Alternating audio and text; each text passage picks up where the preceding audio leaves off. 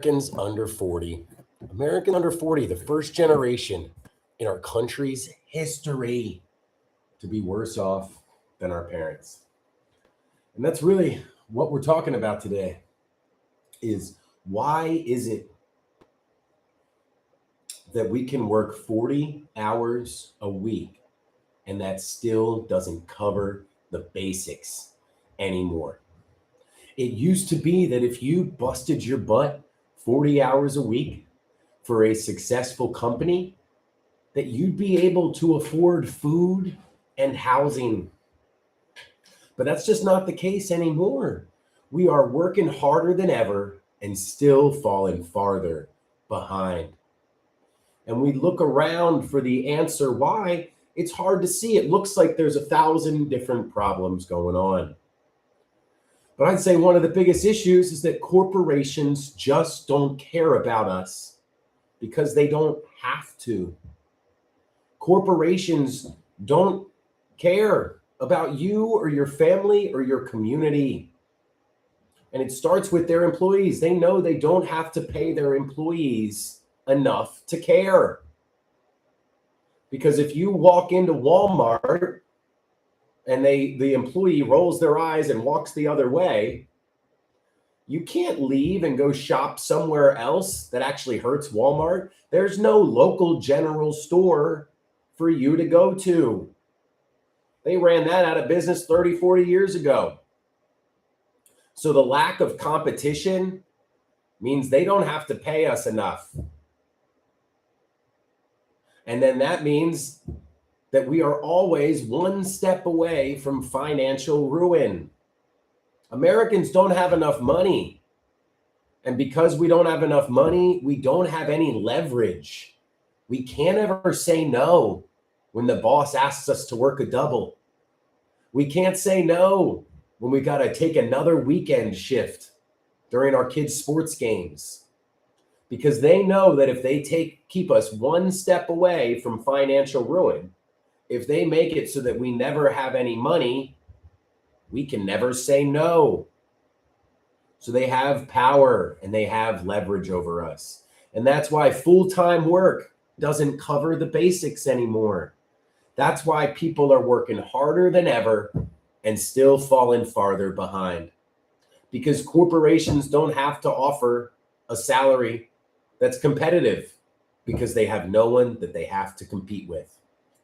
So it's not that the corporations are just greedy. It's just that we need them for everything. We are totally dependent on them.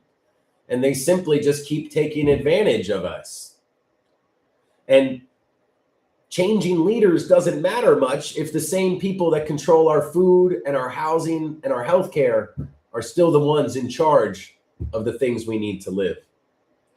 And that's why it's just crazy that Americans are working harder than ever and still falling farther behind. People under 40 are the first generation in our country's history to be worse off than our parents. And that's why we drop the me's in the chat, because they make it feel like it's just us. They make it feel like it's only us, that you did something wrong because you're not working hard enough, because you're lazy, because you're in the wrong generation, and you were born. I was 18 during the financial crisis of 2008. And now if you're coming out again. And what's crazy, Daniel, is you get blamed for this, right? One of the worst times ever. But if you don't get a job, you're lazy. If you can't make ends meet, you don't know how to budget. You should be working 50, 60 hours a week. That's what we used to do, right? And that's where it's so frustrating. That's why we drop the me's, because they literally make it feel like it is our fault for not being able to get a job that covers the cost of living. But then when you look at this chart, you'll realize they intentionally make the cost of living and the salary the same, because that way we don't have any savings. And if we never have any savings, we don't have any leverage. That's what it really comes down to, right? Because if you don't have any savings, you can't say no. if you don't have any money, you don't even have freedom of choice, right? So that is what's crazy, is we call ourselves the land of the free, but freedom is only be able to be used if you've got choices, right? Freedom is the ability to have choices. Well, if you don't have money, you don't have any choices. And Daniel, it's almost like a carnival game, right? This is what ticks me off. If they just let us see the truth, okay, let's work together to fix it. But Daniel, it's like we're at the carnival game shooting the baskets, right? And you're like, dang, I was pretty good at basketball back in the day. And you're shooting the baskets and they're clanking out and they're clanking out. And the carnival guy is making fun of you, saying, what? You don't know how to shoot a basket? And everybody standing around you is like, oh, he just must not be very good at this. He must just not be very smart. But then the next person misses, and the next person misses, and the next person misses, and everybody misses. And then eventually we get up there and we chest to see if the ball actually fits in the hoop, and it doesn't. And the game's been rigged all along. Daniel, at least that would hopefully make you feel a little bit better, right? Because then you're like, oh, it wasn't just me. And that's why we drop those me's, y'all, because all of us think it is just us. We all think that we're doing something wrong, that our salary doesn't cover the cost of living. But y'all, in a lot of places, the average salary is the same or lower than the average cost of living. And the reason they do that is because we don't have any alternative to corporate options. If you walk into Home Depot, they don't pay their employees enough to care about you. So when you ask them where that bracket is, they go running the other way. Because Home Depot knows you can't walk out the door and go to Debbie's hardware store. They ran out Deb's hardware 50 years ago. Because the grocery stores know that you can't walk out the door and go to that local grocery store. They went ahead and ran out that local grocery store 40 years ago. And when we don't have any savings, we don't have any security. So we have to take that minimum wage job. We have to work that double for 3 weekends in a row. Your boss knows that you rely on this job for your food and your housing. So they've got you up against the wall. Oh, you're not going to work for unpaid overtime? Maybe I'll just find somebody else to take your job, right? Because they don't care about you, because we're replaceable. Because they dominate every single industry across society. And that's really the problem. It's that corporations do not have to care. We depend on them. And Ryan, as you're saying, when your boss has that power, when you depend on somebody else for what you need to live, they have power over you, right? And that's what it is. And then the fight is not political. It is economic, because the people up top are taking more than their fair share. And all that we're saying is that corporations don't care about you. And that's where maybe your particular boss is fine, but in general, corporations control everything that you need to live. And those corporations actively don't care about you. In fact, they are legally obligated to care about profit more than they care about you. And that is the biggest issue, because corporations don't have to care about the communities they depend upon. So rather than being stewards of that community and being good partners with that community, since they don't rely just on that community, they rely on every community, they just try to take as much as they can from that community. And that's where corporations just don't care about us. And after they completely captured the economy, because there's no other competition, there's no other mom and pop shops. So because there's no competition, they don't need to pay us a good salary, because they don't have to provide good customer service. Because what are we going to do? Go somewhere else? All the corporations own everything. So even if we hate shopping at Walmart, we can't go somewhere else that has comparable stuff and prices and savings. They've got what we need, right? from customers to consumers. That is exactly it, because they don't care about us, because they know we have to show up, we have to use their products. Now, I use Walmart, so yeah, there's a little bit of an option. What about your gasoline? You're getting your gas from the corporations. You have no options there. Good morning, Congress. What about your healthcare, right? What about all of our food? These are all the things that the corporations control and have power over us. So that's where we are just asking, why is it that people are working harder than ever and still falling farther behind? Why is it that we can work 40 hours a week for a successful company, but then we still are choosing between going to the doctor and paying rent? And so many times rent or electricity wins out. You put off the doctor to pay the light bill, and then you just never get better. Why do you think healthcare is so poor in this country? Not because we don't take care of ourselves, because we are told that we don't matter. So we need to understand that there's not 1,000 different issues going on in America today. There is one issue, really, and it's that the people up top control everything. Because they control everything, they have the ability to take more than their fair share. And then that leaves us with not enough. And when we don't have enough, we start fighting amongst each other. Because when there's 9 of us and 5 slices of bread, we start getting a little competitive. And that's really all that we're saying is, why don't corporations care about people anymore? Right, JD? Appreciate that, me. Why don't corporations care about people anymore? Well, it's because they don't have to. Because when a company is small, then they understand that that community that they are serving, that the community's health is what dictates the business's health. But when a company is gigantic and they have 1,000 communities, that they don't rely on those communities as a steward. They don't rely on those communities as a partner. They rely on those communities to make money.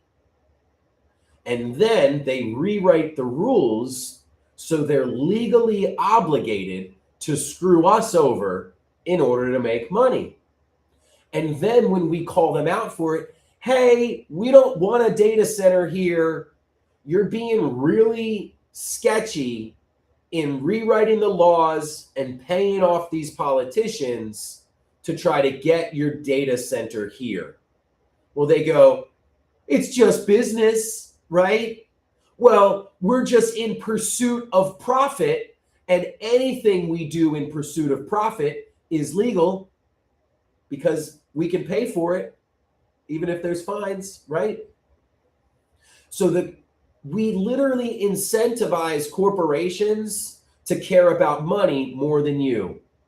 We incentivize CEOs for the short-term thinking at the expense of all of our long-term health. Because really, CEOs and corporations, they're not evil. They're greedy assholes, but they're not evil. They've simply been incentivized to screw all of us over, and not even on purpose. They're incentivized to hit their quarterly bonuses. That means 5 years down the line, be damned. I need to make my money in the next 5 months. Because if you're a CEO of Fortune 500 company, that's probably the highest salary you're ever going to have in your life. And you want to maximize that salary while you can. So you do anything you can to hit the corporate bonuses, even if you know that you're making decisions that will hurt the company or heck, the community in the next 5 or 10 years. Because you could pay all the extra money to get rid of that toxic waste properly, but then all that extra expenses would hurt your bonus. And this is a $20 million bonus, right? And then, but because you don't want to miss your bonus, you go ahead and dump the toxic waste illegally, right? And that's really the problem, is that we incentivize corporations to care more about money than people. But if you actually think about it, the corporation relies on the health of that community. The economy relies on the health of its workers. We are the economy, y'all. We are the economy, not the damn companies, not the damn CEOs. Because you can own a factory, but if you don't have 1,000 people to work in that factory to make the product, you don't have 1,000 people to ship the product across the country and 1,000 more to stock those products, then you're not doing anything on your own. Man of Treats, appreciate that, me. And we drop those is because they make us feel isolated. They make us feel like it's our fault that the average cost of living is higher than the salary, right? They make it feel like it's our fault. And then when we're grinding our gears and not getting anywhere, they say, you should have worked harder, Chris. You should have budgeted better. But really, a private equity firm came in. You're now paying them 30% of your company's revenue. All of the C-suite is doing just fine. But the people that actually do the hard work, like Chris, they're on the chopping block. Because all that corporations are is they sit in between people and the value they create, right? Let's use what humans need to live to start. So food, housing, and healthcare. Corporations don't actually grow that food. They hire a human being who was grown and educated and born in your community to go ahead and make that food, to grow that food. Then all the corporation does is they're intermediary. They are the person between the farmer and the customer. And the only way that they were able to do this was that they created a better product, right? Supermarkets didn't replace local markets because people had an ideology shift. They replaced them because they were cheaper and easier. But all they did was solve the problem of, hey, farmer, you're bad at advertising because you like farming. And consumer, you're working 40 hours a week, so you don't want to call all these farmers. What if we created an intermediary? What if we became the middlemen between farmers and people who want the farmers' food? And for a while, we were like, okay, corporations, you can be the middlemen as long as you care about us. And they said, okay, we care about you. And then slowly and slowly, as the bigger they got, the less they cared about our individual communities. And that's really what's going on. So we lost the economy. We don't realize how much of a protector that was for us. That when we could vote with our dollar, we were able to walk out of the store when a company was not paying their employees enough.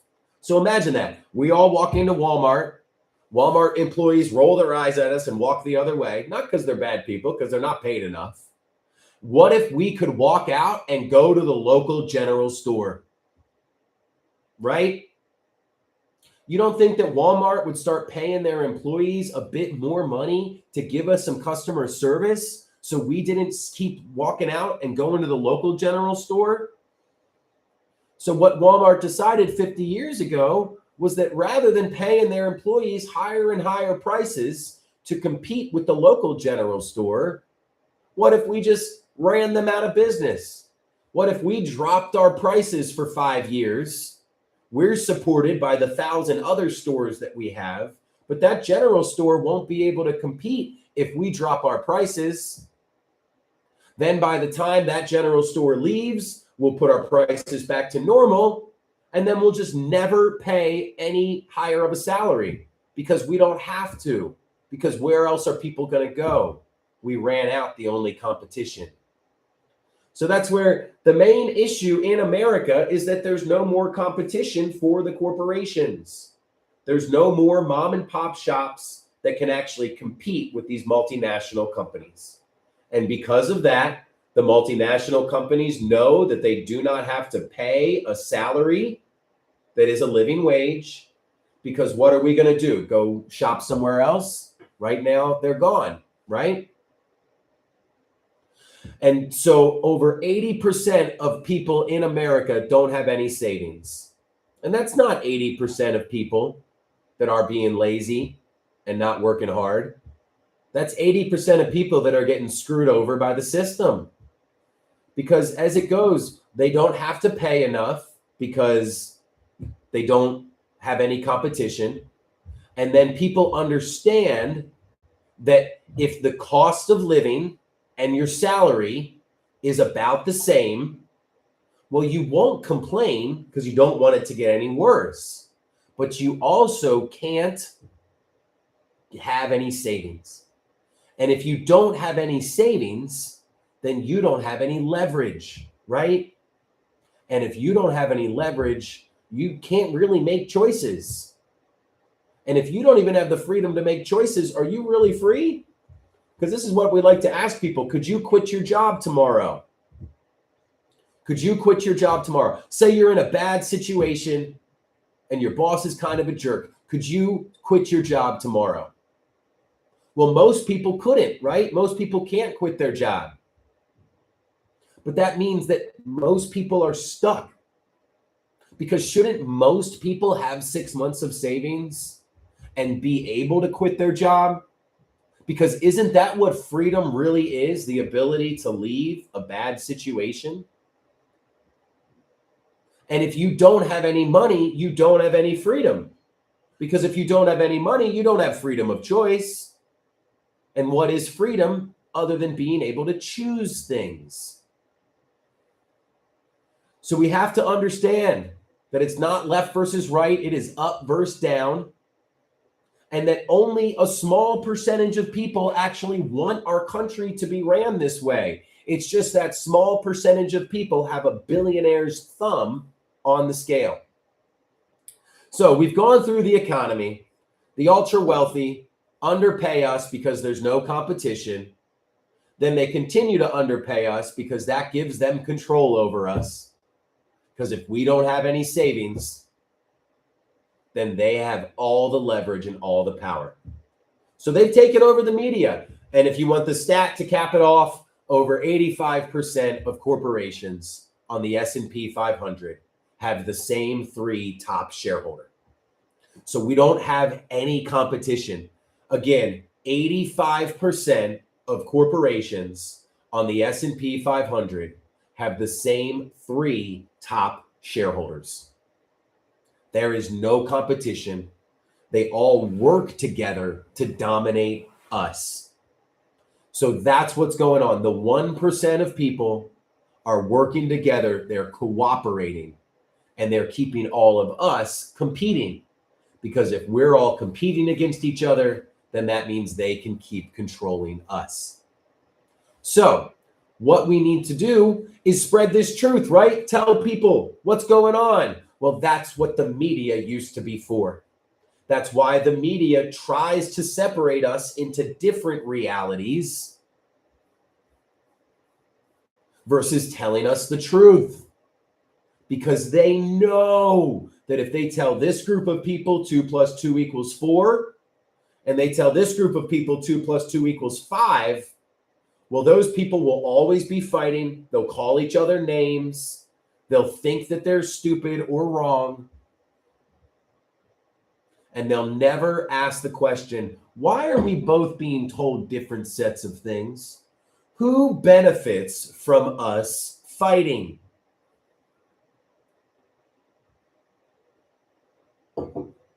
And that's where the things in society that used to work for people now work for profit.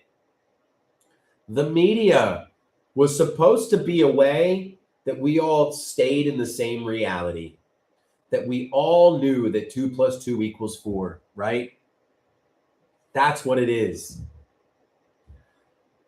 Vance, I got to disagree with you there. People are products of their society. It's not about, if you monolith any group of people, you're never going to be able to come to a solution.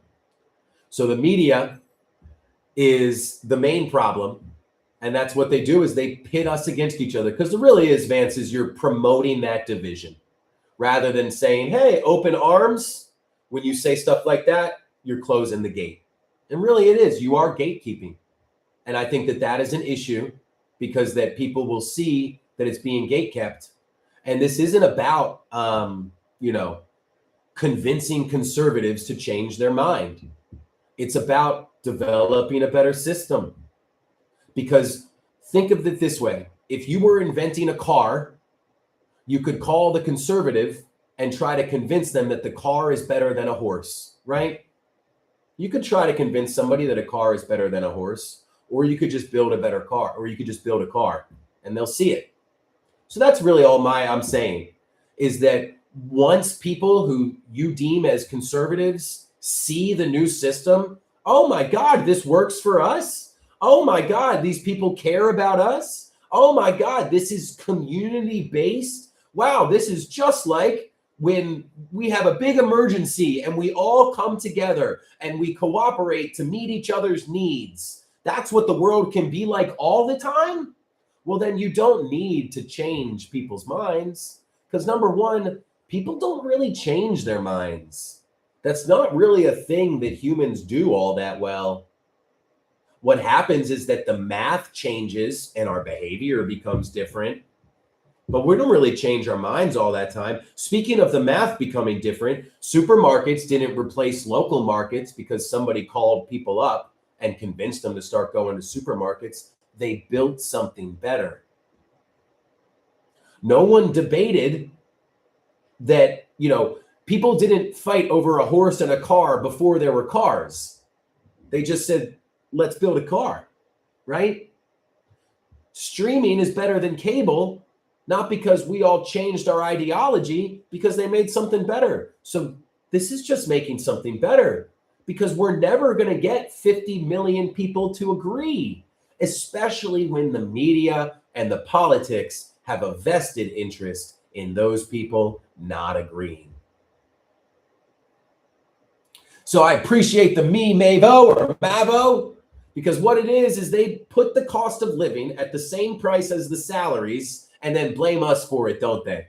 They make us feel bad for falling farther behind when we're just like, dang, we followed all the rules. We worked hard, we studied, we got a good job. And in the previous generation, this meant that you had enough for food and housing. But why is it that I can be working 40 hours a week, but I'm still struggling for food and housing? And that's just the conversation we're having today, because a lot of times when you bring this up, people get a little frustrated. People get a little ticked. Because all that we're saying is that, hey, corporations don't care about us. But dang, corporations control a lot of things that we need to live. That's a really tough thing to figure out.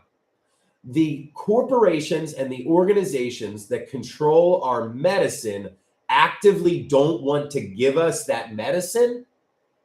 Oh, because they care more about money than if we're safe or not sick? Then why did they get into the to make money? That's strange. Shouldn't that be for people instead of for profit? And that's what we're saying. There are some things in a society that should be for people.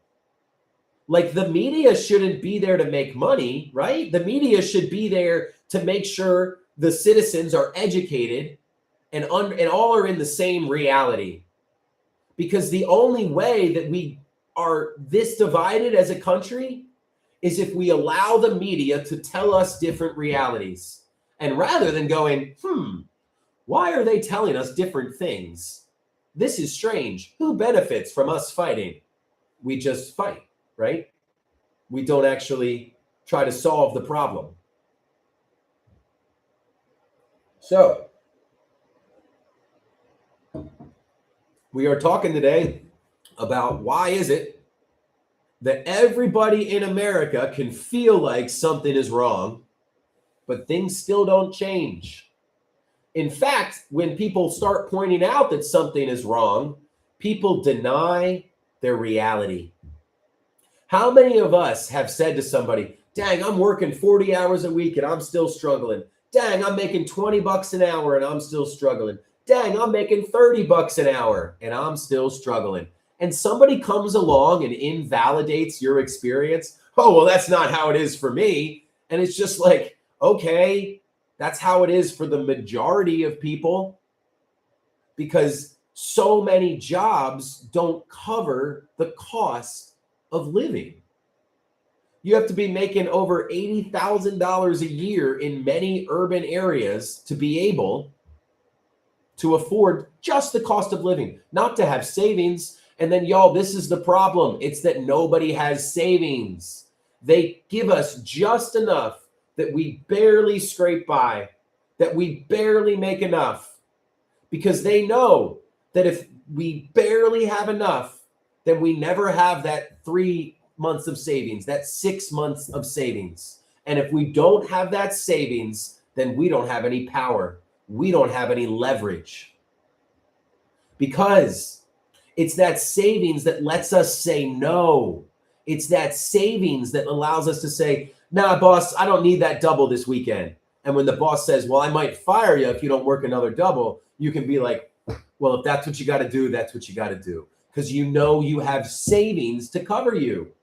Whereas if you don't have any savings and the boss says, I need you in at 5 a.m. tomorrow, and you're like, I just closed till 2 a.m. The boss goes, well, I'm going to fire you if you don't come in. You have to say yes.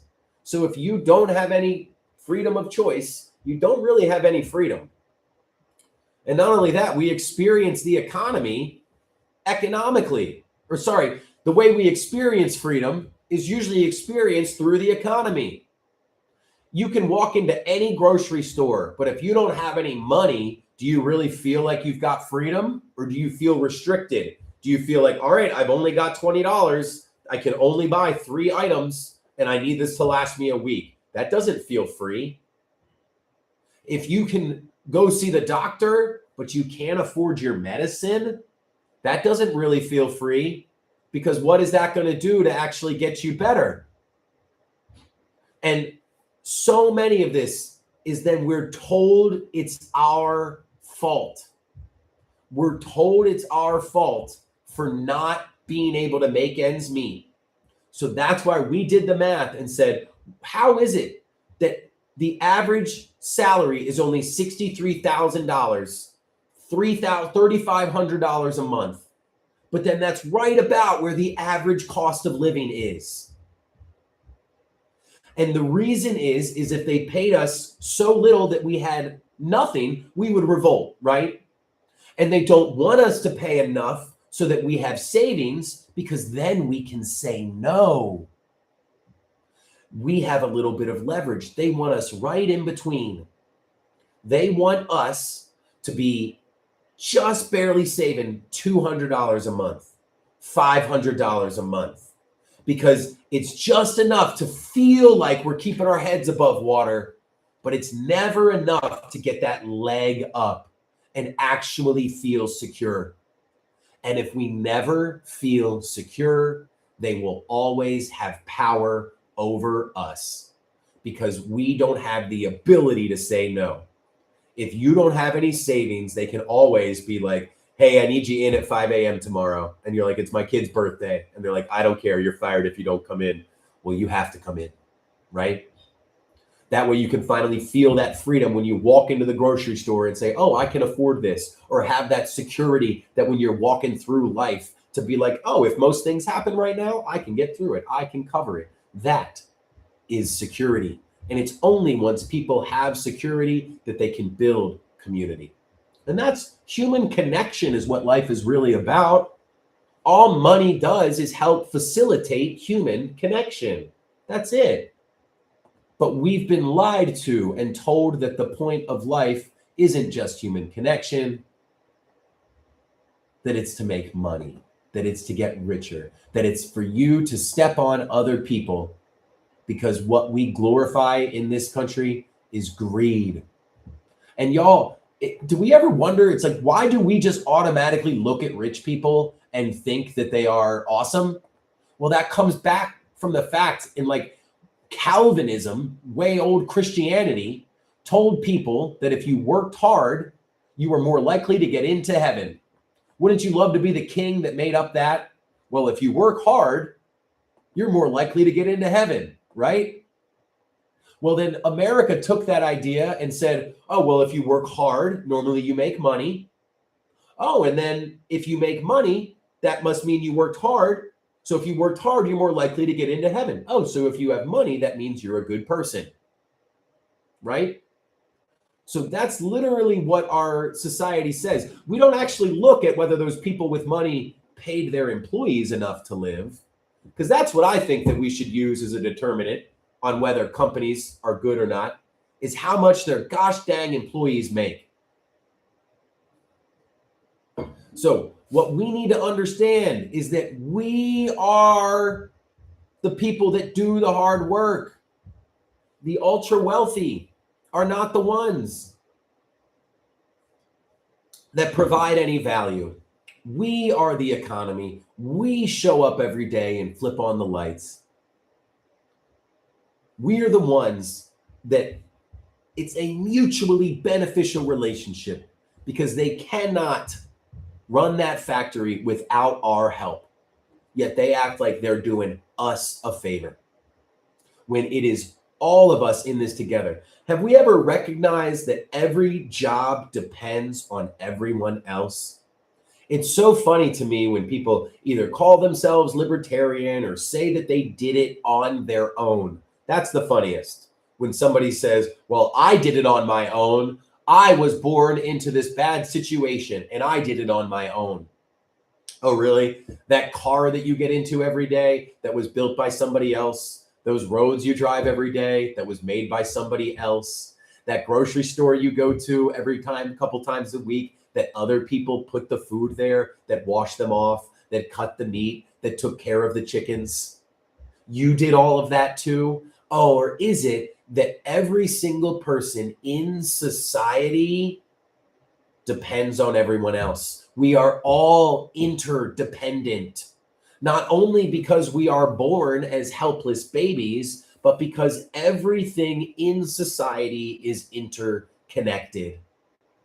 So therefore, we should allow every single person the ability, the opportunity to live up to their fullest potential. Because as many people living up to their fullest potential is the point of society. Because the whole reason we left the jungle was to say, it'll be really nice to know where our food's coming from tomorrow. It'll be really nice to be able to trust that our neighbor won't take our food. So we all said, dang, well, we could compete over that food like we've been doing, or we could team up. Maybe we can start going after elephants and buffalo instead of these silly little ducks. And then maybe we can figure out ways to store our food. And if we're friends with our neighbors, rather than competing with them, then our neighbors won't come and take our food from us. But then we're so far removed from that this tiny group of people realize, hey, if we get together and if just us cooperate, we can really dominate everybody else. The 1% got together and decided, hey, if we cooperate, we can run the show. We can run everything. We just need to make sure that the other 99% of people are at each other's throats. Put it like this. Say you have a business where you make $1 million a year, but your 2 employees, you only pay them $10,000, but you need those 2 employees, right? So what you do is, rather than you're afraid that those employees will become friends, because if they do, they might figure out how underpaid they are. So you pit them against each other. So that way they are always at each other's throats rather than getting on the same page, because you knew that if they ever got on the same page, that they'd stop fighting against each other. They'd stop pointing fingers at each other and start pointing fingers up top.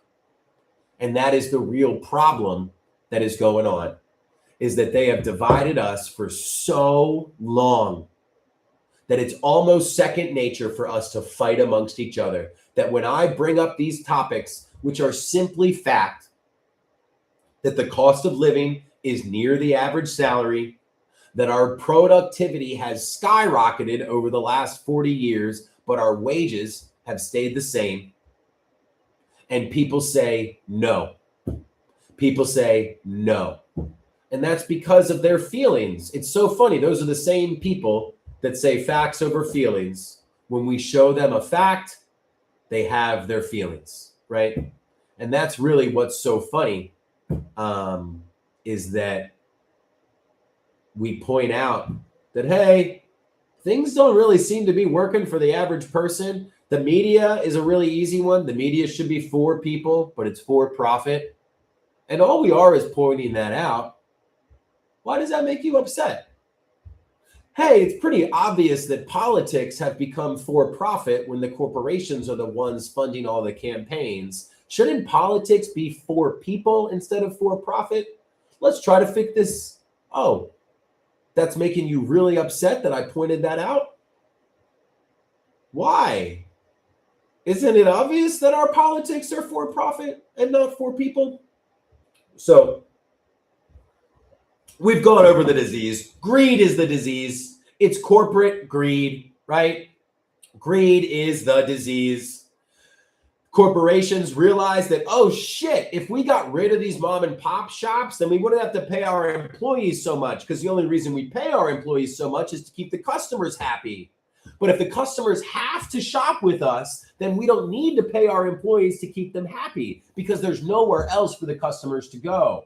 So they did that for a little while. Then they recognized, dang, our employees don't have any money. This is great. If our employees don't have any money, they're much easier to control. If we need them to come in the next day and they don't have any money, we'll tell them they have to come in or we'll fire them. And of course they'll come in because they've got a sick kid and they want to make sure that they have food for their kid. And so they control us because of leverage. Then if we had the media, we would just call their asses out, right? We would just be like, yo, the economy is completely dominated by these corporations. They are screwing us over. They make sure that the cost of living is the same as the salary. Do you know how insane it is that the cost of living is near the salary?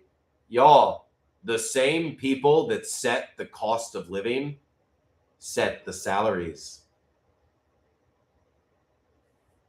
The same people that decide the cost of living decide the salaries. So say I sell houses. Say I build and sell houses. I set the price for what those houses are. I also set the price for what I hire my workers at. Make it easier. Let's say I sell bread.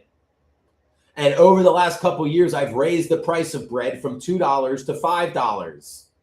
But then all of my employees have the same salary as they did 5 years ago, because they can't leave and go work for another bread worker or bread company because I ran them out of business. So I don't need to pay them anymore. So now those very same workers that could afford the bread they were making 5 years ago can no longer afford the product they're making. You do see that the owner is the one that sets the price of the bread and sets the salaries for the employees. So the same people that decide the cost of living decide our salary. All right, so let's go ahead and get to the fix. What do we do to fix this? Well, we rely on corporations so much that they dominate us, that we have no other option, that they've got all the leverage. I like to put it like this. It's like a 10-year-old child. If a 10-year-old child walks up to their parents and goes, all right, there's going to be some changes around here. We're going to start eating ice cream for breakfast. I'm going to start wearing no jackets when I go outside. The parents would be like, you don't have any control here. You don't own anything. You are dependent on us, so you will listen to us. Y'all, that is the exact relationship between us and the corporations right now, right? That is the exact relationship between us and the corporations right now. We tell them, we are like a 10-year-old walking up to their parents going, things are going to change around here, and here's why.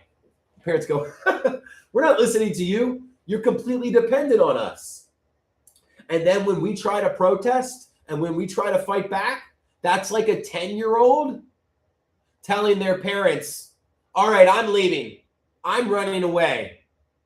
I'm running away until you do better, until you fix this. Well, we're not going to care about that, right? Because they're dependent on us. What do we say? Oh, you'll be back when you get hungry. Oh, you'll be back when you get cold.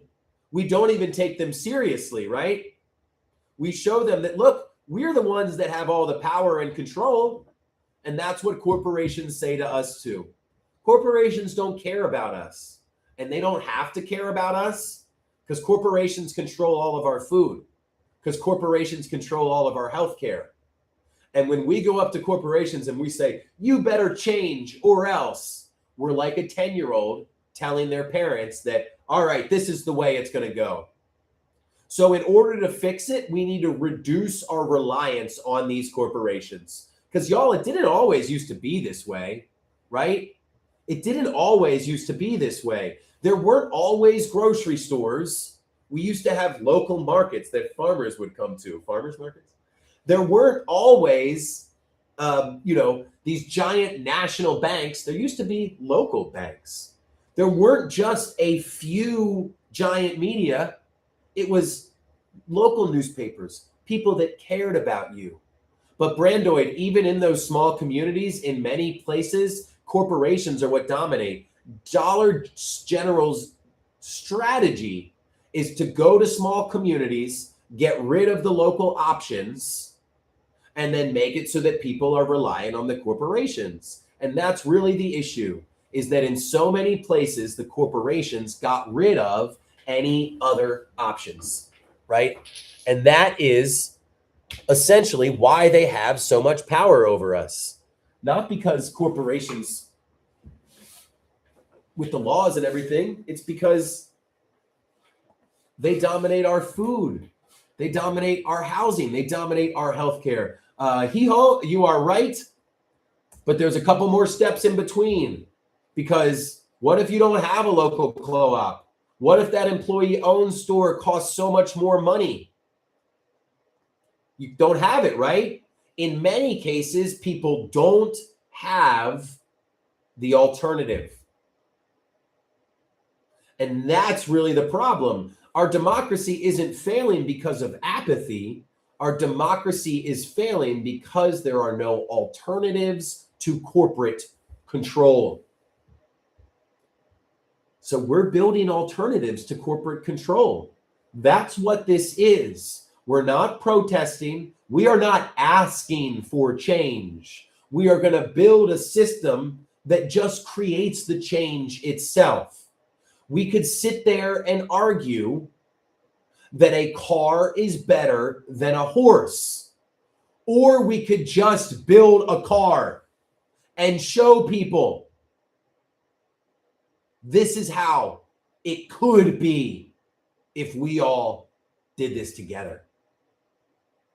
Because that's what life used to be like. There weren't these giant insurance companies dominating our healthcare. We all had local doctors. We all paid those local doctors $50, $100 a month, and we would go see them as many times as we needed to. And guess what? It was in the doctor's best interest that you got good quality healthcare, because the less sick you were, the less they had to see you, and the less that they saw you, the more profit that they made. Same with farmers. Farmers want to give you quality food at a low price, but farmers don't know how to start a supermarket. Farmers don't know how to advertise to 1,000 people in their community. So they are stuck with the corporation simply because it's been their habit for the last 40 or 50 years. So what we are doing is we are forming food buying groups. We are starting with eggs. We are in every single state across the country. And what we are going to do is show people that if you can get 50 or 75 or 100 families in your area, well, then guess what? There will be farmers that want to sell to you. So what we do is we get 50 families that say, all right, we want to be a part of this. Then after you get enough people, you call up the farmers and say, all right, we got 50 families that are looking to buy 1 dozen eggs a week. So we got 50 dozen eggs every single week. How much would it cost for you to sell us 50 dozen eggs every single week? And y'all, this is how we start. This is how we get away from relying on corporations. We don't sit there and convince people to leave the system. We simply build a better system. Because what's going to be easier? Convincing that MAGA to let go of their red hat and start following a new ideology, or to simply go buy their eggs from a place other than Walmart? So you could call them up and be like, hey, well, look, we're trying to change your idea. We're trying to fix our country. They're like, great, I'm trying to fix my country too. And you say all this, well, I think we need to do better laws and be more progressive. And they're going to be like, what? Everything's fine for me. I think there's problems, but not that. But the whole goal is to just get that person to withdraw from the system, right? To say, I'm not supporting this system that doesn't care about us. There are 2 ways you can get them to withdraw from the system. 2 ways you can get them to say, I'm not supporting this system that doesn't care about us. You can try to change their mind. You can try to change their ideology, which everything in their life is telling them to hang on to, stay on to this. Hey, listen to this. You can try to make sure that they see it your way. That would be like convincing someone that a car is better than a horse, but that person's never seen a car before. So they simply cannot compare what they know with what could be. So what we are trying to do is not convince people that, hey, a car is better than a horse. Let's just show them what a car looks like and what it can do. And when the math changes, that's when behavior changes. Once again, we all didn't change from cable to streaming because of our ideological viewpoints. The math changed. We didn't go from having local farmers markets to supermarkets because we wanted to support corporations. The math changed. And the easiest way to change people's minds isn't calling them up and convincing them of a new ideology. Hey, this system doesn't work for us. Do you want to build a new system? The system works just fine for me, buddy. Go hug a tree somewhere. It's not going to get you far, right? Versus, hey, there's a bunch of us that are sick of these corporations. They are screwing us over at the grocery store. And guess what? Farmer Bob down the road, he feels the same way. Farmer Bob actually said, if we can get 75 people together that want to buy a dozen eggs a week, that he'll sell us 75 dozen eggs for a quarter less than what he sells it to the corporations, because he loathes those corporations right now. They are screwing him over. And that's where we have to understand, you don't convince people to stop using horses. You build a car. So that is what we are doing. We are creating the community that we need to rival the rigged system. This is part of why they keep us so disconnected. This is part of why they keep us so isolated. It's why we all feel like we're the only ones falling behind when the majority of us are falling behind. It's because they know that if we ever got on the same page and understood that cooperation is more important. Bradley, that is the perfect point. That is the perfect point, because the car that we build here, it might not be perfect right away. The car that we build here, we might have to figure out some bumps in the road. Pun intended. They might be slower than the horse at first, but if you've got the vision that tells you, hey, it's not there right now, but I know if we can tweak this, we might be able to get there. Hey, it's not there right now, but if we can tweak this. And here's the thing, Bradley, this is what I was thinking about so deeply and so long. We don't need everyone to become users. We don't need everyone to be a part of this to take back some leverage, to take back some power. What we're trying to do is hold some fire up, to make their feet a little bit hot, to understand that, hey, right now we rely on you completely, so you feel like you can do whatever you want. Remember, we are that 10-year-old going to their parents saying, there's going to be some changes around here. And the parents are like, why would we listen to you? We're completely dependent on you. You're completely dependent on us. But then once that kid gets a little bit older, it's like, hey, there's going to be some changes around here, or else I'm going to go live somewhere else. Then if the kid actually has the ability to not be dependent on the system or on their parents, that's when they have power. Right now, we are asking for change when we have no power, right? So Slash, that's why we start with just eggs. So what you are doing is we are starting with just eggs. So that's where people believe it's this all or nothing change, where that right away on day one, we're going to switch 100% of our food purchases from grocery stores to local. No, that is a recipe for failure. We start with eggs. We build the new system. We demonstrate proof of concept. We work out the kinks. We spread the strategy. That's it. We build a new system. We create proof of concept. We work out the kinks. We spread the strategy. That's it. And that's where we have this many freaking people that are with us. This many people want to create new systems. This many people are ready to get rid of corporate options and start relying on local ones. So imagine yes, Cheese, love the name, but that's what this is, Cheese. When the system stops working for us, we don't develop something new. We go back to what we used to do, relying on each other, taking care of one another, because the food that we've always needed has been produced by people in our community. The health care that we've always needed was given to us by people in our community. Shit, the housing and the plumbing and the electricity and the drywall and all the trade work that we need was done by people in our community. It's just that corporations came in, put themselves in between us and the people that we need to live, and then they walled it off because their whole goal to maximize profits was make it so that they controlled what we need to live. Because think, if they raised the price on radios year after year, we just wouldn't buy any more damn radios. If they raised the price of clothes year after year, we'd figure out a way to not buy clothes. But they raised the price on food, and we need that shit every day. They raised the price on medicine, and we need that to stay alive. They raised the price on housing. They took over things that we could not say no to. And then they used things that we needed to live to make money off of.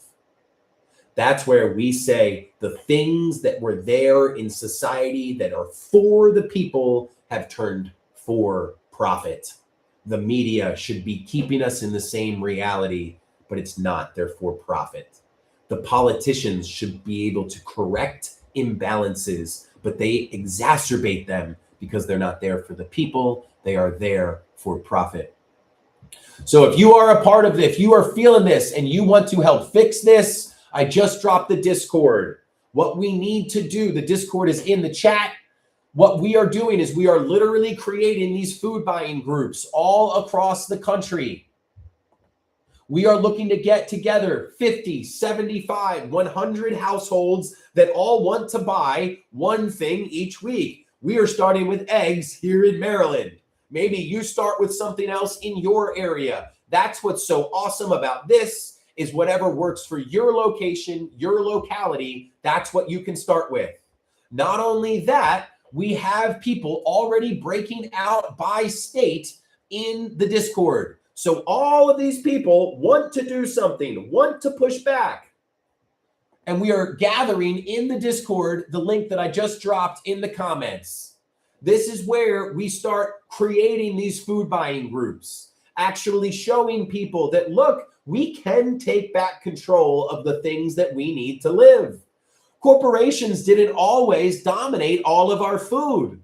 All we need to do is get some people together, is get a buying group together, get some leverage, right? So we need to band together, because when we're together, we have leverage. So we need 50, 75, 100 people that say, yeah, I would buy a dozen eggs a week from a local source. And then once we get 75 people, we call the farmers. Hey, we got 75 dozen eggs a week that we'd like to buy from you. What price would it be? And then the people, they don't have to sign up for a long term. It's every single week. Do you want a week? Do you want 12 of eggs or not? Do you want a dozen eggs or not? Yes or no? Yes or no? And if they say no, it's not a big deal. So we can do that for our food, and then you add on, and then you add on. Yes, so the people that are in the Discord is different than the people that signed up. So these are people over the last 90 days that have signed up with us, and we are all over the country. The Discord has been a little bit more of a newer addition, because we've basically been having our blackouts. We had our boycotts. We were connecting with hundreds of other organizations. Now that we have kind of the organizations all connected under the Mass Blackout umbrella, we are now building up our physical infrastructure in each of the states. So I guess before it was all those people that signed up did not have a local chapter, and now we are local chapters. So that's what this is. So we're building out the local chapters, because it's only through those local chapters that we're going to form these food buying groups, that we're going to help build these co-ops. Because what we're really excited about is to have 3 or 4 people in the same city.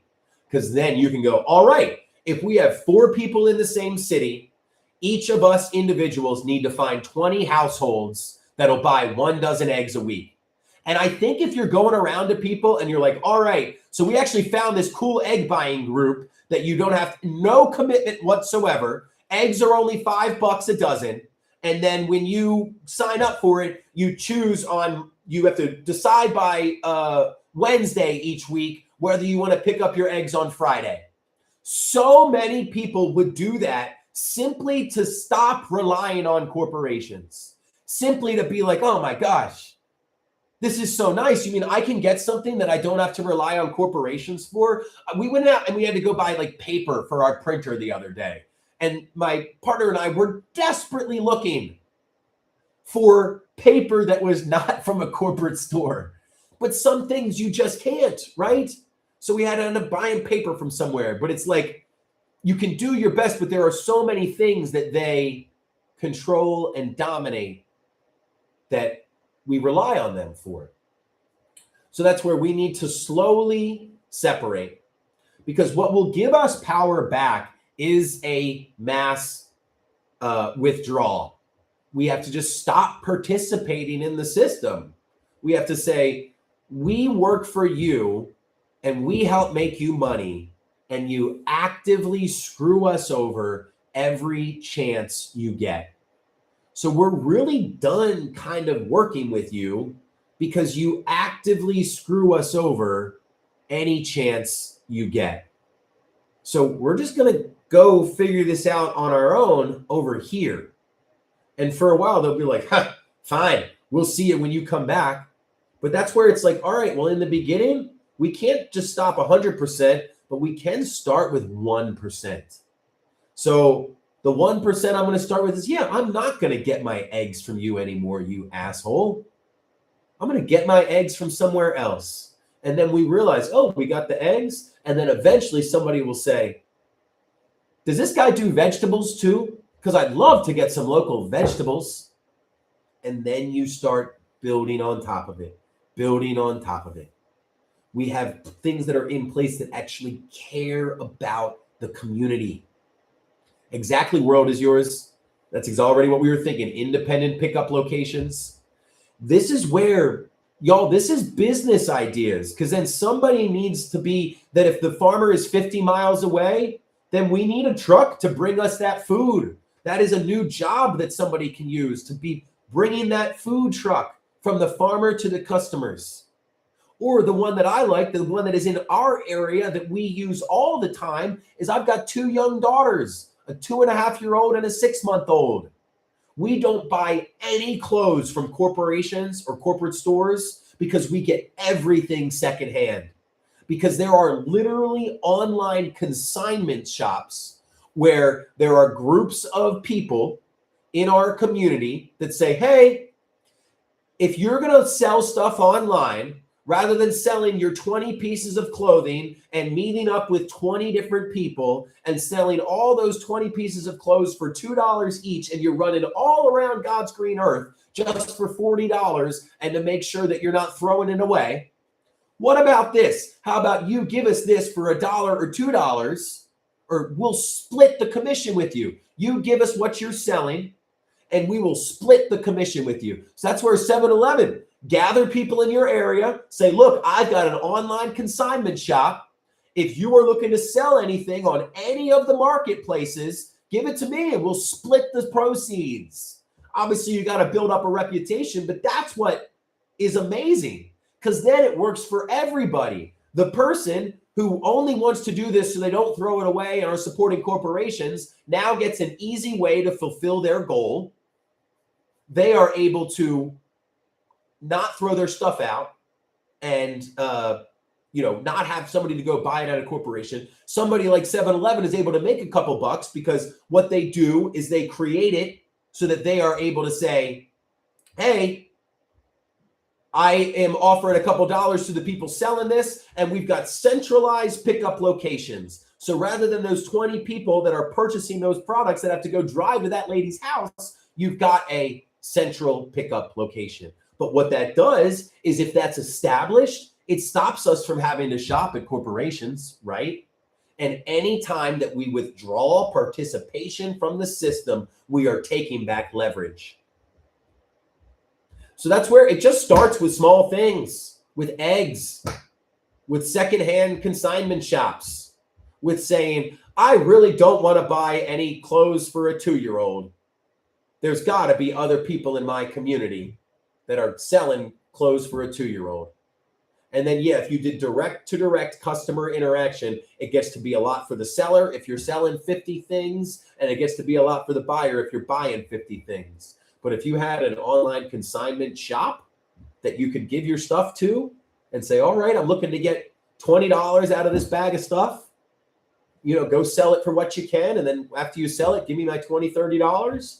Then the person that sells it, they get to make a little bit of money. They make it more convenient for the customer because they've got centralized pickup spots. And then that customer doesn't have to go to corporations to support them. It literally is us withdrawing participation from the system. Or I will end it on this too, is if our goal is to get people to withdraw participation from the system, we don't just need like-minded people, right? We don't just need like-minded people. Because if the goal is to get people to stop supporting a system that actively hates us, then we could convince them to change their entire ideology, to change their entire viewpoint, to go against all of their friends and what they've known for 30 years. Or we could be like, hey, corporations suck. We're going to buy our eggs from the farmer down the street from now on. Are you in? And they'll be like, yeah, I'm in. You don't have to change people's mind if you make a better system, right? But Mom Dukes, people will never not change for convenience, right? So that's where we are going to stop trying to convince people that a car is better than a horse. We're just going to build the car. That's how we get people to change. Their behavior will never change because to make it themselves less convenient. That's literally what we are as humans. We're not going to do less convenient unless we literally know everybody else is doing it, right? That's why strikes will never work unless it's a natural next step and not a leap of faith. That's right, Mom Dukes. That's what it is. But the only way that we can control ourselves is right now they control us, because the people that control your food control you. The people that control your healthcare and your medicine, they control you. And it's corporations that control all that. So we have to take back the corporation's control over the essentials. The good thing is the people that produce those actual essentials, the ones that do the actual value, they are ones that live in our community, in our area. And that's where living to dream, we understand that you don't see how a car could be better than a horse just yet. You literally are saying, because I'm explaining to people, hey, this is why a car is going to be better than a horse. And you literally said, oh, I know you're not, but you're also not hearing what I'm saying. Because of course you're going to feel like, well, a car doesn't feel like it's going to be self-sustaining, but I'll keep an eye on it. It's not that this is optional. That's kind of what it is. The system doesn't work for people. We're not going to continue in this one. So you have to build something new. And it's literally, you continue with this and your cost of living gets higher and food gets harder to buy and healthcare gets more expensive and medicine gets harder to get. And it's not going to be like, people are going to be like, well, I don't know if that's going to work. They will be desperate for any option that is not corporate controlled. And what it is that 10-year-old going to their parents and saying, we're going to change some things around here. Well, the parents are going to laugh at them and be like, you depend on us for everything, right? We don't have to change anything based on what you say, versus your partner, your husband or your wife coming up to you and saying, hey, we need to change some things around here. Well, then you're going to listen, because that person contributes and they have value and they have leverage and power. Right now, we have no leverage. We have no power. We are that 10-year-old going to the corporations telling them, we want change. We want change. But until we're in a space to create the change and not just demand it, then we won't move forward. Stephanie, you are so correct. That is why we are building. This is the community that we are putting together. This is how many people feel this and have participated in the blackouts and want to see a new solution moving forward. If you hear Nebe, now that you got me down my analogy road, my favorite analogy is the fact that greed is the disease in America. That is evident by the fact that 1% of people have as much as 90% of us. But what the F does that really mean? 1% of people have as much as 90% of us? In comes the analogy. Imagine America as 10 slices of bread.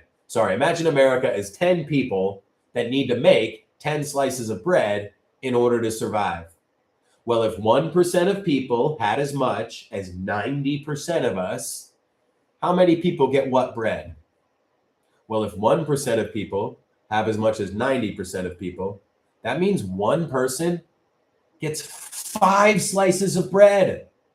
And the other 9 people also have 5 slices of bread. So the 1% have as much as the 90%.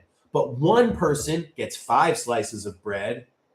And on the other side, 9 people have to then compete over the remaining 5 slices. That's the greed that's causing the problems in America today. That's it.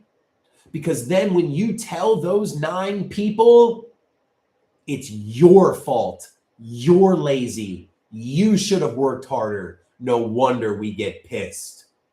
When one of those 9 people doesn't have enough money to own a house, so they live on the streets, that was the person that literally did the work. Donnie, I am so sorry that you are pointing fingers left and right. Donnie, corporations don't care about you. I know, so you would be rural. So in East Texas, it would be rural. They're not all going to be the same. That's why it's an average. But Donnie, the point we're trying to get across is that corporations don't care about you. And if you're living in East Texas, then you should be able to easily see that corporations do not care about you. So, but Donnie, as you said that, we've got Merv that said it's pretty damn spot on, right? And this is where it's so funny when all we're doing is having a conversation about how corporations don't care about the American people. And it comes out in the fact that they don't need to pay people enough to care, enough to have customer service, because they don't have to pay people enough because there's no competition. There used to be local general stores. So Walmart had to pay a good salary, so we didn't walk out the door and go to the local general store. There used to be local hardware stores. So Home Depot had to pay a good salary, because if that employee walked away when we asked them a question, we would walk out and go to the local hardware store. And then if we had an actual grocery store that was local, we wouldn't go to that crappy grocery store that has no products that are actually from our area. We would go to the local one. But because there is no competition left, corporations don't need to pay their employees enough to care. And if they don't need to pay their employees enough to care, then they're not going to give you good customer service, and they know they don't have to. So the other, because you can't leave, you can't go somewhere else. So the other reason they don't pay them enough to care is because that gives them power over us. That gives them leverage over us. Because if we don't have any savings in the bank account, then the boss can say, you have to come into work tomorrow or you're fired. And you have to listen to him, right? You have to listen to him.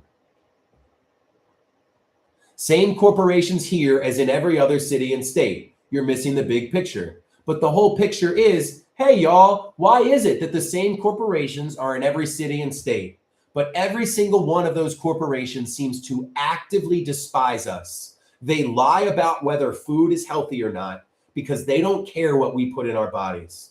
They will literally put sawdust in our Parmesan cheese because they don't care what we put in our bodies.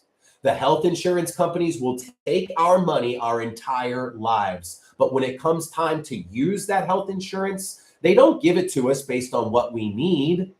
They look at their bank account first. They look at their bonus projections first. And if offering that heart surgery might impact their potential to hit their bonus, denied, because they don't care about you.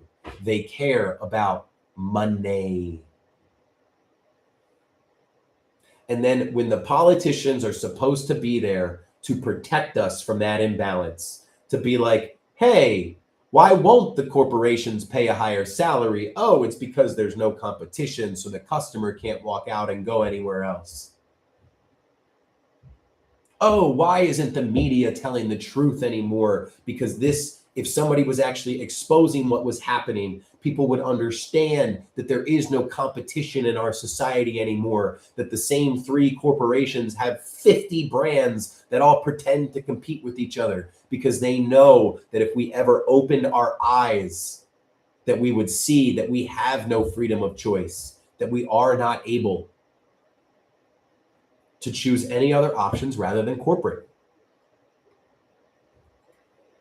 Furtive, we know that the only way that's going to happen is if this works. But that's where Furtive would love for you to be a part of this. We are already growing this. What we are starting with is food buying groups. The food buying groups. That's what we need. Canine Connection. I would love to hear your experience with that, because damn, and this is what's so cool, right? We are the ones that do the work. So the more and more that we do this, the more and more I'm going to find people like Canine that can give me the inside scoop. What's going on, man? How you doing today? I'm doing fantastic. Taking a break on the job site. 6 years I've worked for. Oh, there's some music going on in the background. I hear that. Are you able to pause that for us? It's on YouTube or TikTok. How do I cut this alarm off? That's where, give that a shot. Try to cut the alarm off and I'll come back to you.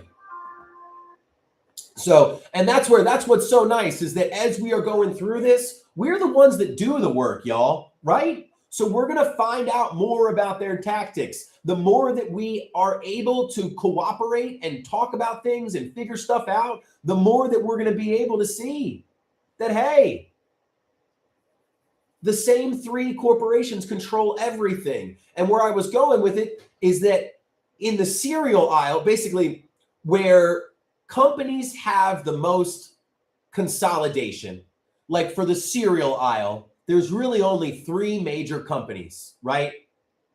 And that is one of the places with food that has gone up the most in cost, because all they have to do is get together and be like, hey, Kellogg's, hey, Post, let's all raise our prices $2. And if we all raise our prices $2, we can all make more money and we won't lose any of our market share because we'll all be at the exact same level we were before in relation to one another.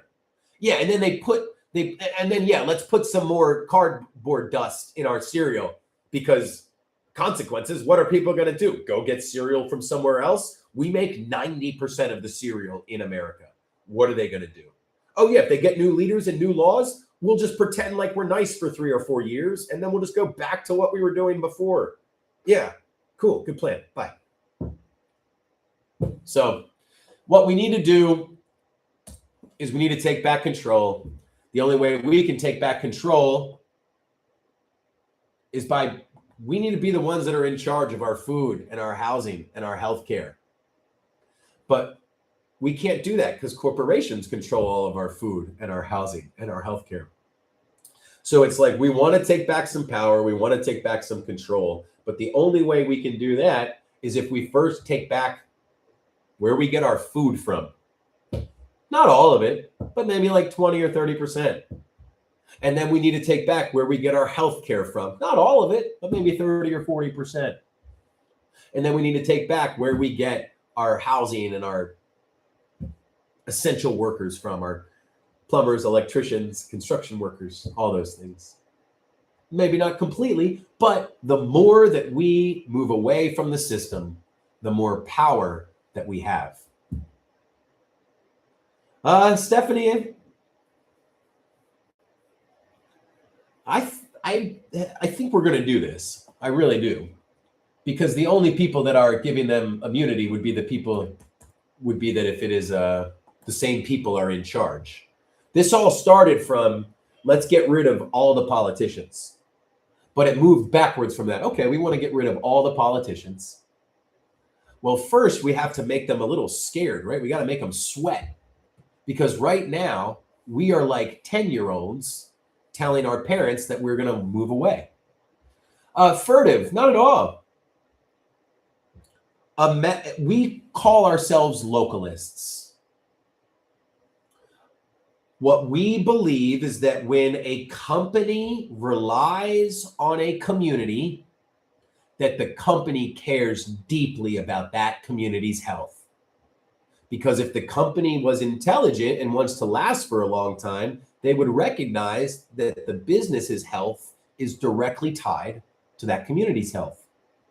But the only reason that the business's health in America today is not directly tied to community's health is because businesses spread out their risk across all these communities. So rather than being in just 2 or 5 or 6 communities, there are 1,000 communities that this corporation makes their money off of. So that corporation can screw over 200, 300, 400 of those communities, and it won't hurt their bottom line at all.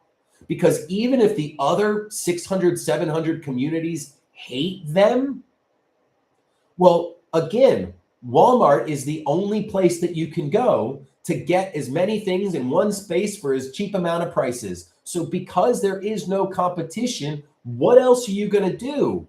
Walmart is basically daring us to go anywhere else. Yeah, we'll screw over every single one of your communities. We'll make sure that every person that works for us has to go on public assistance because we don't pay them enough. but that's because there's nothing you can do about it. And so what we do is we start taking back some of the control that Walmart has. And Walmart has control because they have all, Walmart, the corporations have control because they're the ones that control the food and the healthcare and the housing. So we don't go back. We don't have to build something new. We just go back to relying on each other again, right? That's what it really is. So, Corbin, I do got to get going here in a second, but love to have you up. And give me 1 second to talk to Sailboat over here. So, Sailboat, that's exactly what we're talking about, where if there is a corporation that is putting communities above them, understanding, basically all the corporation has to do is, the health of the community.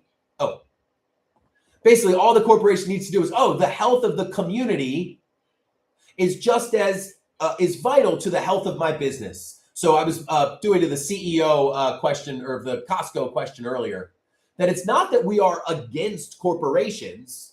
It's just that when corporations have tens of thousands of communities that rely on them, rather than the corporations relying on the community, makes us ripe for abuse. So yes, out of the 10,000 corporations that exploit us and try to screw us over, Costco is one of them that goes, hey, maybe we should do better. That's what my business model was. I'm the same way, where it's like, oh, damn. Well, maybe since my business has a lot of customer service, maybe I can just pay my employees really well. And if I pay my employees really well, people will get a much better experience here than they will everywhere else. And because this is a community-based thing, and because people need that human connection, we believe that if people are taken care of well and given human connection well, that they will come back to us. And that's really what a lot of it is. But then once you get to that point where it's like, I've got 10,000 locations in 50 states. I kind of have to screw over this one community to make more money. Yeah, I'm in for that. Corbin, great to have you today.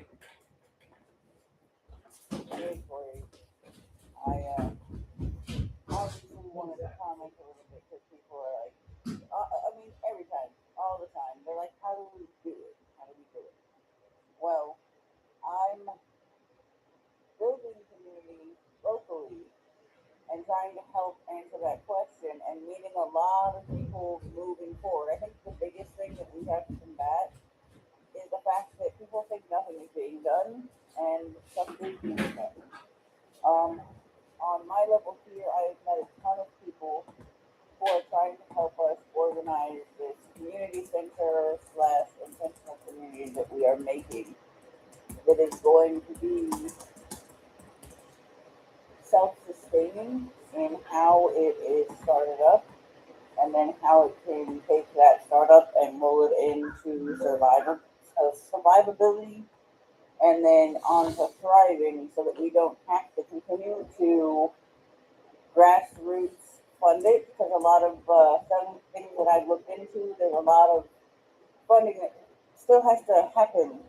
And so we came up with a community center that has a tool and skill share, which is massively needed because not everybody can afford to get the tools they need to do what they want, and do business incubators within our space. So we will have Wi-Fi, we will have places where people can host events or do conferences or do video calls. We'll have places where people can learn new trades. On top of that, the land that we're getting is going to teach workshops about the very things that we not only need to build the infrastructure of that community, but that those people can then take part in doing for the community locally. So like you said, we're localized. It's the pain points that we see here that we need to address, so we, as this community, can address what we see. So that's what we're doing. We need income that's stable. We need housing that's affordable and stable. We need to get food security in line, which is why we'll be doing community gardens and then larger scale permaculture gardens to answer that food security, as well as we're networking with the local places around here in order to get support to get them either business through our events that we will host, like having, instead of us worrying about having a place in the kitchen, we have local food trucks that we can do. And that gets them business and builds us a relationship with those maybe smaller restaurants. And then our community will actually have different tiers of uh, shelter. So someone might be just RV spots or tent camping spots. Some might be small, tiny homes or shed homes, depending on, or some might be more produced and permanent eco structures. All of these things will have classes on repair, classes on building them, help to get them, because our hope is to take people who are unstable and stabilize them. That answers whatever they need. If they have a RV, we'll help them repair it, and then we'll help them take classes. Like we have just yesterday, I was talking to a young 26-year-old who is on the verge of getting married and wants to come up here and take part in learning and sharing their knowledge so that he can then gain his experience with doing mechanics. So then that allows him to get something from us. We're also getting his expertise, which is amazing. But then they're going to stay within community once they're stabilized here so they can continue to take part in making it. So we're making a co-op so that we can umbrella all of the different businesses together, share the spaces, everybody has their special perks, and everything is taken care of equitably. And then every bit of land that we have is going to be in a land trust to make sure that the cost of it stays one even thing, and we can make sure that that's affordable for everybody and it's a long-term situation. And it's growing from there. I have met so many people working in the same direction. So, and then we're going to be documenting it to share what we've done with everybody. I don't know, like back up the system and anybody that we know to go, hey, this is what we're doing. Maybe you can do it. Here's what we did. And we're going to build the workshop. Into the workshop, we're going to build the fabrication of whatever eco homes that we're designing currently to be able to give to others, to let others then repeat the process somewhere else. And then we also have time banking so that if you can't monetarily take part, that you can volunteer and put in community service hours or mutual aid hours. Those can go to any possible site that works with us within that time bank. So it allows accessibility physically, accessibility monetarily. The point is to literally make a collective or cooperative or coalition of people working together to share the trade outside of normal capitalism. So I joked yesterday, a corporation that actually cares about community and returns money back, reclaiming capital.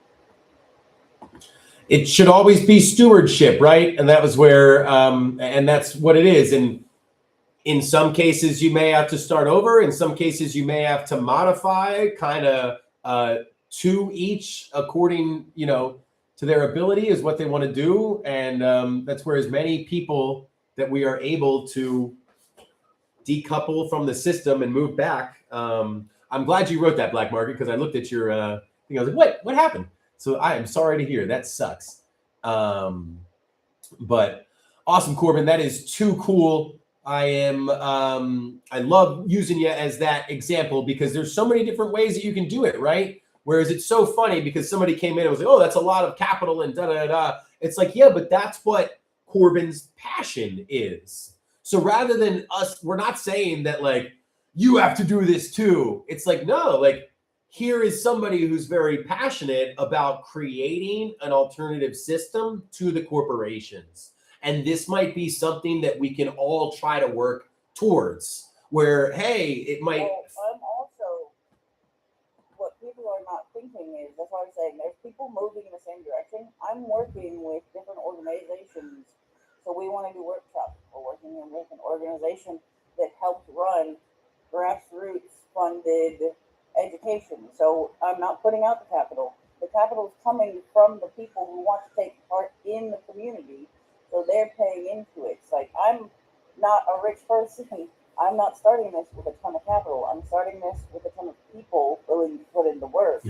And those people, some of them, the only work they can do towards community is financial ones. They're called angel investors. There's different people that, as long as their alignment fits with the project, they will throw money at it. And there are people like one of the other organizations I'm working with are focused on the most marginalized people who are trying to start entrepreneurship, businesses, stuff like that, for business incubators. They're going to help as well, if volunteering and or helping to grassroots fund, so we can stabilize, because they know it's going to change community. There are a ton of organizations, I guarantee you, wherever you are, near you, doing this. You just got to dig. And I have accidentally fell into networking with people I really need right now, when just networking with some people and being brave. Like, network locally, network. LinkedIn's not the greatest, but I would find it works of your most important targeted pain points. Like, if you're trying to help a certain community, find networks that focus on helping that community. You will find organizations helping that community.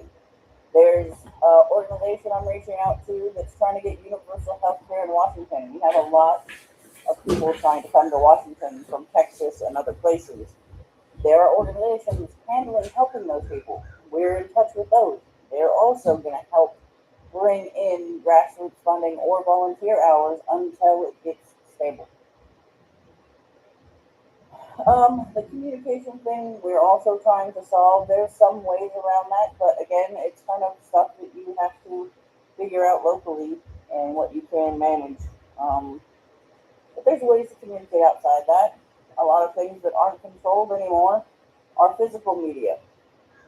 And I would definitely say have a lot of in-person meetings.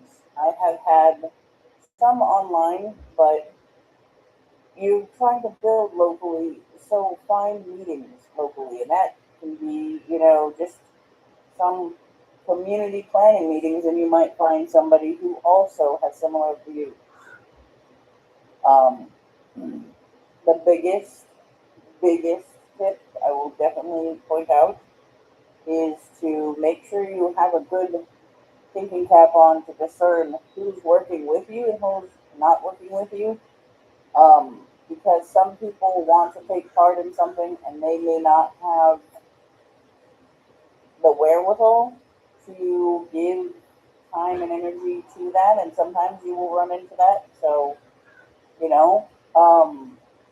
that's why making community with people who are already doing community service projects, finding people who are putting the time into, I don't know, cleaning a beach, picking up the side of a highway, stuff like that, you will find a lot of people who have similar views if you're already doing public service.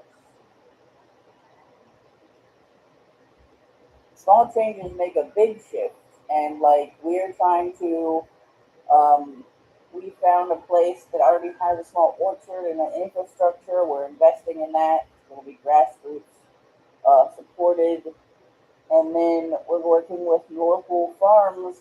I know one person that I met doing other stuff, doing some tutoring and stuff for my profession.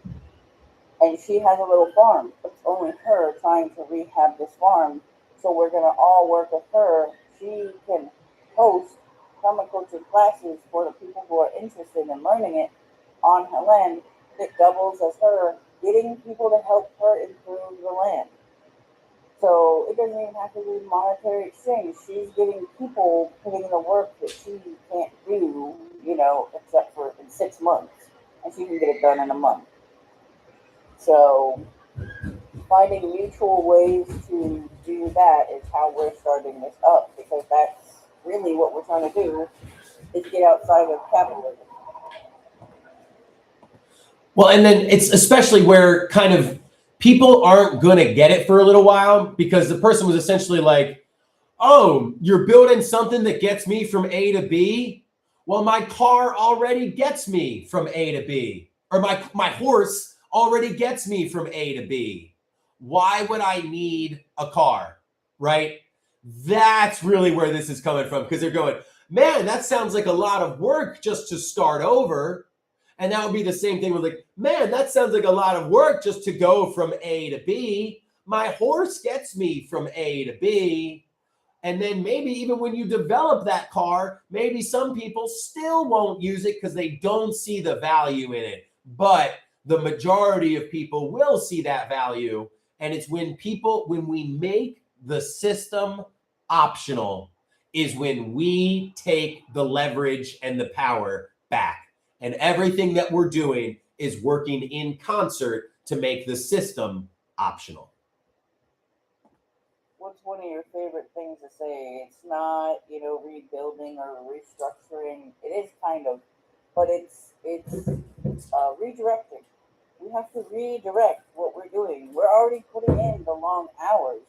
So you start putting in the long hours where it really counts, because ultimately, like I keep saying anytime I'm in one of these things, the corporations are middlemen.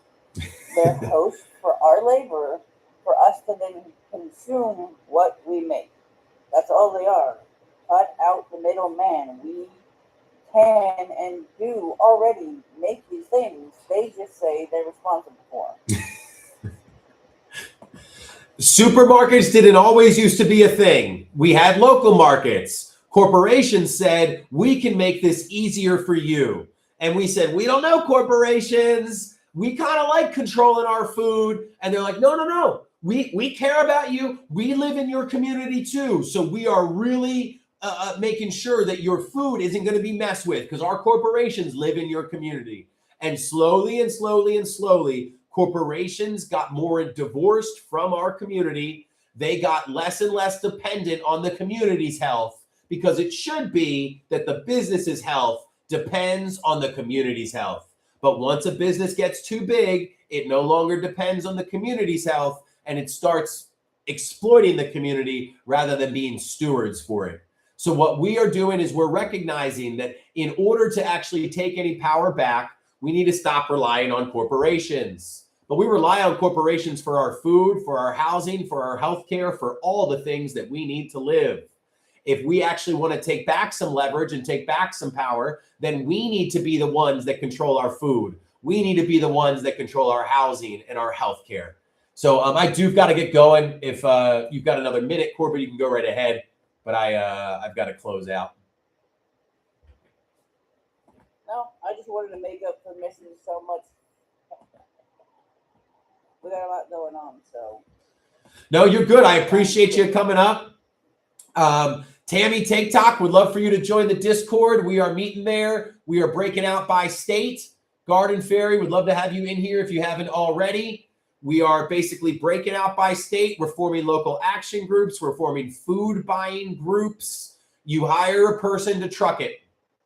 It's all of this has been done before. This is not the first time that somebody lived 100 miles away from a farmer. That's why we're doing it, Sizemore. That's why we're doing it. So, all right, everybody, we appreciate you so much. Bring it on in, Tammy. We need people to be their state coordinator to help us run their states. There's going to be people in your area. Sandra, just copy and paste the link that I put in the comments. I will be back on later today. Appreciate y'all. Bye.